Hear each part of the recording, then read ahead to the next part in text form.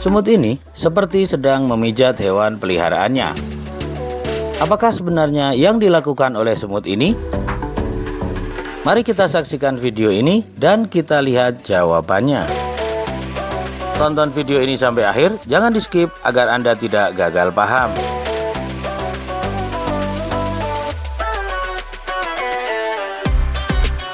Assalamualaikum warahmatullahi wabarakatuh. Selamat datang di channel Abian, channel yang selalu memberikan informasi tentang semut rangrang. Pada video kali ini, kita akan membahas tentang nutrisi terbaik untuk semut rangrang.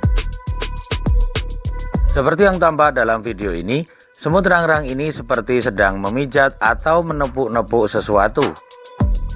Dan ini adalah kutu daun yang merupakan peliharaan semut rangrang. Kutu daun ini hidup menjadi parasit di pohon yang ditinggalinya atau pohon inangnya. Kutu daun termasuk dalam jenis serangga.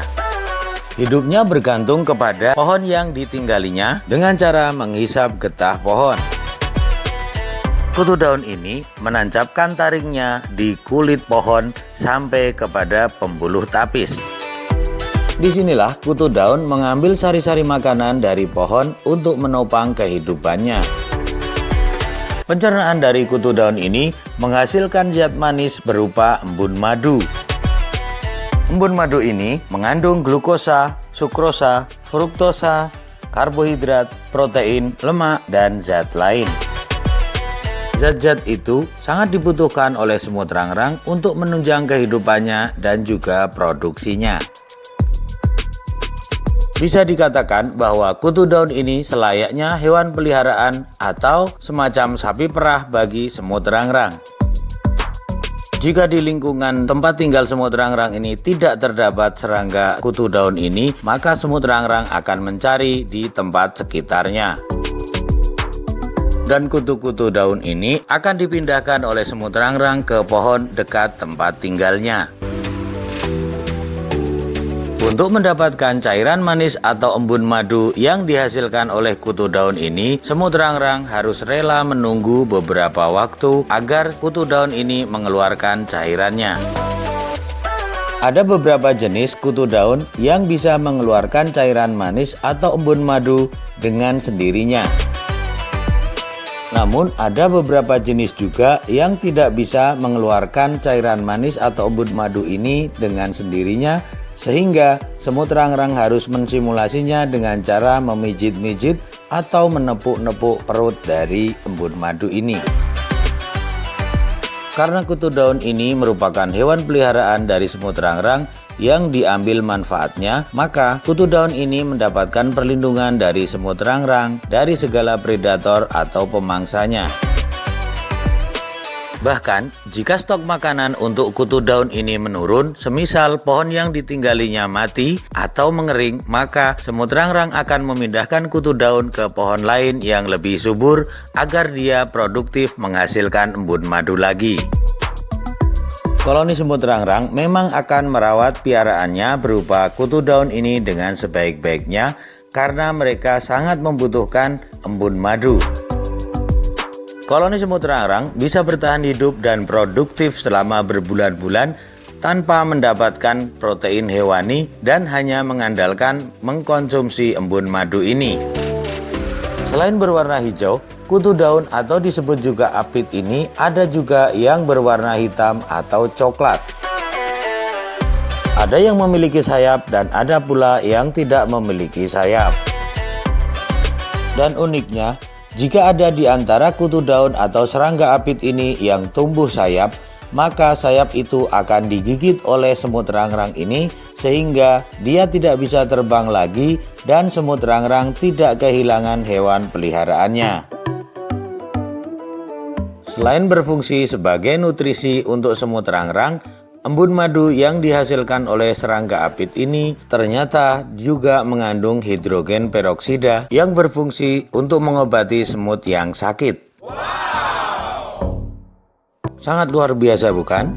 Amazing! Kutu daun atau serangga apit ini adalah termasuk hewan yang mudah untuk diternakkan bagi semut rangrang. Seekor kutu betina mampu menghasilkan beberapa keturunan dalam satu hari. Dalam waktu 1 minggu bisa menghasilkan keturunan kurang lebih 50 ekor. Dan hebatnya lagi, kutu daun atau serangga apit ini mampu berkembang biak dengan cara partenogenesis atau sel telurnya mampu menetas dan menjadi individu baru tanpa dibuai oleh sperma pejantan. Dari sini dapat kita bayangkan betapa cepatnya pertumbuhan populasi dari kutu daun atau apit ini. Selama masih ada hewan peliharaan berupa serangga apit ini, maka koloni semut rangrang tidak akan kekurangan makanan. Di pohon ini, hampir seperempatnya terdapat serangga apit. Dan dengan ketersediaan serangga apit yang menghasilkan makanan untuk koloni semut rangrang ini adalah merupakan jaminan kesejahteraan untuk kehidupan koloni semut rangrang yang tinggal di lingkungan ini. Untuk Anda yang selama ini bertanya-tanya dari manakah semut rangrang di alam liar mendapatkan makanan ketika musim kemarau dan tidak ada hewan yang dimangsanya, inilah jawabannya. Semut rangrang sangatlah paham dengan hewan peliharaannya. Mereka sangat paham manakah kutu daun atau serangga apit ini yang sudah menghasilkan embun madu dan siap untuk diperah. Ketika menemukan serangga apit yang belum siap untuk diperah, maka mereka akan melewatinya begitu saja. Namun ketika semut menemukan serangga apit yang sudah menghasilkan embun madu ini, maka mereka akan berhenti dan memerahnya. Bahkan mereka akan menunggu berjam-jam di tempat ini untuk menunggu embun madu yang keluar dari serangga apit. Sesekali, semut rangrang juga menepuk-nepuk kecil atau memijat kutu daun ini agar embun madu darinya bisa keluar. Sebenarnya, kami juga menunggu momen ini. Kami menunggu proses keluarnya embun madu yang berasal dari serangga apit ini. Setelah kami menunggu di tempat ini selama beberapa jam, ternyata kami gagal mendapatkan momen itu untuk kami dokumentasikan. Mungkin di lain waktu kami dapat menemukannya sehingga kami dapat mempersembahkannya untuk Anda. Baiklah teman-teman, tanpa membuang waktu yang lebih banyak lagi, marilah kita lanjutkan pembahasan mengenai embun madu sebagai nutrisi terbaik untuk semut rangrang ini. Sejak tahun 2015, peternak semut rangrang Indonesia telah gencar bereksperimen untuk menemukan bahan sintetis atau tiruan embun madu yang dihasilkan oleh serangga apit ini. Jika bahan sintetis atau tiruan yang setara dengan manfaat embun madu yang dihasilkan oleh serangga apit ini telah ditemukan, akan diaplikasikan di peternakan dengan sistem rak dan diharapkan produksi larva kroto dari ratu semut rangrang akan meningkat sehingga bisa menyamai produksi di alam liar atau bahkan melebihinya. Sayangnya, sampai dengan hari ini, belum ada satupun peternak semut rangrang Indonesia yang mampu membuat bahan sintetis atau bahan tiruan yang setara dengan manfaat embun madu yang dihasilkan oleh serangga apit ini. Beberapa peternak telah bereksperimen menggunakan bahan madu, jeruk nipis, ataupun gula kelapa. Bahkan, ada yang menggunakan beberapa macam bahan yang difermentasi. Dari kesemua bahan itu, sementara ini belum mendapatkan hasil yang memuaskan. Sampai dengan hari ini, embun madu yang dihasilkan oleh serangga apit tetaplah yang terbaik untuk semut rangrang.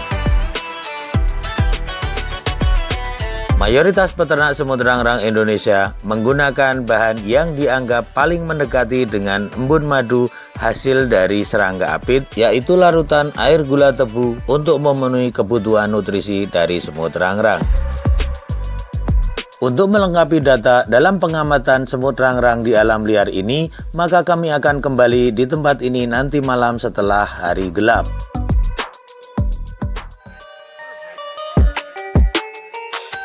Setelah malam hari tiba, ternyata semut rangrang ini masih melakukan kegiatan yang sama dengan yang dilakukannya pada siang hari tadi. semut rangrang masih juga terkonsentrasi pada kawanan kutu daun yang ada di pohon ini. Semut-semut rangrang ini bisa memerah kutu daun di siang hari dan juga di malam hari. Artinya, kebutuhan nutrisi semut rangrang bisa terpenuhi selama 24 jam dari embun madu yang dihasilkan oleh serangga apit. Hal ini berarti juga bahwa kutu daun atau serangga apit ini mendapatkan perlindungan selama 24 jam sepanjang hari dari serangan predator yang sewaktu-waktu bisa memangsanya. Ini adalah simbiosis mutualisme antara semut dengan kutu daun atau serangga apit. Semut rangrang mendapatkan embun madu dan serangga apit mendapatkan perlindungan dari semut rangrang. Hal ini pernah juga kami sampaikan di video kami yang terdahulu.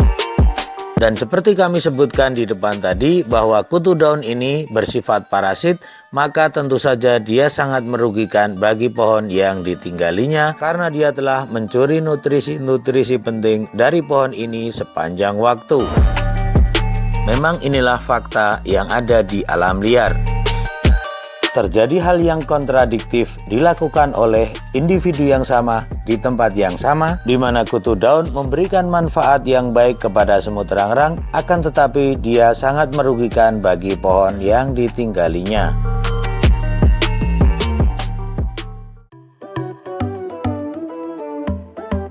Secara umum, sebenarnya semut rangrang yang tinggal di pohon ini tidak merugikan pohon yang ditinggalinya secara langsung. Dalam hal ini, semut rangrang bukanlah sebagai hama tanaman. Akan tetapi, kebiasaan semut rangrang memelihara kutu daun inilah yang merugikan bagi tanaman. Untuk tanaman atau pohon berkayu keras seperti ini, mungkin efeknya tidak terlalu terlihat. Akan tetapi, jika kutu daun ini berada pada pohon yang tidak berkayu seperti cabai, terong, dan sejenisnya, akan menyebabkan kerusakan yang cukup fatal. Bahkan bisa menyebabkan kematian pada pohon tersebut. Berawal dari sinilah, ada petani yang beranggapan salah dan menuduh semut rangrang sebagai penyebab kematian tanamannya. Baiklah teman-teman, kesimpulan dari uraian tadi adalah semut rangrang di alam mengkonsumsi embun madu yang dihasilkan oleh serangga apit atau kutu daun. Embun madu ini mengandung banyak nutrisi tinggi yang sangat dibutuhkan oleh semut rangrang. Semut rangrang bisa bertahan hidup hanya dengan mengkonsumsi embun madu tanpa mengkonsumsi makanan yang lain. Kutu daun dan semut rangrang berhubungan saling menguntungkan atau simbiosis mutualisme, akan tetapi merugikan bagi pohon yang ditinggalinya. Semut rangrang tidaklah membuat kerusakan di pohon yang ditinggalinya, akan tetapi kebiasaannya dalam memelihara kutu daun inilah yang membuat kerusakan karena kutu daun akan menghisap nutrisi dari pohon tersebut sepanjang waktu. Ada banyak macam jenis kutu daun tergantung dari pohon dan juga lingkungan yang ditinggalinya. Sampai dengan hari ini, saat video ini diupload, belum ada bahan sintetis atau bahan pengganti yang setara dengan embun madu untuk memberikan manfaat kepada produktivitas semut rangrang dan juga menopang kehidupannya. Dari video ini, kami berharap untuk Anda peternak dan juga penghobi semut rangrang untuk lebih bersemangat lagi dalam bereksperimen dan menemukan bahan sintetis untuk menggantikan embun madu untuk selanjutnya bisa diaplikasikan dalam peternakan dengan sistem rak. Cukup sekian video kali ini, dan jika ada pertanyaan silahkan tuliskan di kolom komentar. Bagi Anda yang belum subscribe, kami mohon untuk subscribe channel ini sebagai bentuk apresiasi dan dukungan agar channel ini semakin berkembang dan senantiasa memberikan informasi yang bermanfaat untuk Anda. Silahkan tekan tombol like jika Anda menyukai video ini. Kritik dan saran demi kemajuan channel ini kami terima dengan senang hati. Terima kasih sudah menonton, jumpa lagi di video mendatang dengan tema yang lebih menarik tentunya. Tetap semangat, pantang menyerah. Wassalamualaikum warahmatullahi wabarakatuh.